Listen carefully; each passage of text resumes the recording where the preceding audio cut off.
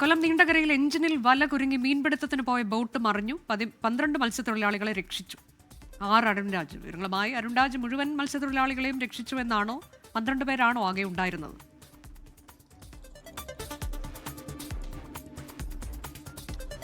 അനുജ, ഇന്ന് പുലർച്ചെയാണ് ട്രോളിംഗ് നിരോധനം കഴിഞ്ഞ് മത്സ്യബന്ധനത്തിനായി വലിയ യാനങ്ങളടക്കം ഈ കടലിലേക്ക് പോയത്. ഇതിനിടയിലാണ് ഈ എഞ്ചിനിൽ റോപ്പും വലയും കുരുങ്ങി ഈ അല്ലലൂയ എന്ന ബോട്ട് അപകടത്തിൽപ്പെടുന്നത്. തുടർന്ന് ഈ അപകടത്തിൽപ്പെട്ട ഈ ബോട്ടിലെ ജീവനക്കാരെ സമീപത്തുണ്ടായിരുന്ന ബോട്ടിലെ ജീവനക്കാർ രക്ഷപ്പെടുത്തുകയായിരുന്നു. 12 ജീവനക്കാരാണ് ഈ അല്ലലൂയ ബോട്ടിലുണ്ടായിരുന്നത്. ഈ 12 പേരെ ഇപ്പോൾ ജില്ലാ ആശുപത്രിയിൽ പ്രവേശിപ്പിച്ചിട്ടുണ്ട്. ഈ ബോട്ട് പൂർണ്ണമായും തകർന്നു എന്നുള്ള വിവരമാണ് നിലവിൽ നമുക്ക് ലഭ്യമാകുന്നത്.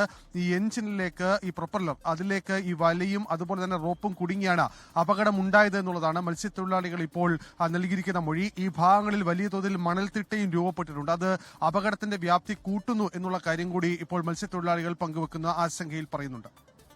അരുൺരാജാണ് കൊല്ലത്തുനിന്ന് വിവരങ്ങൾ നൽകിയത്.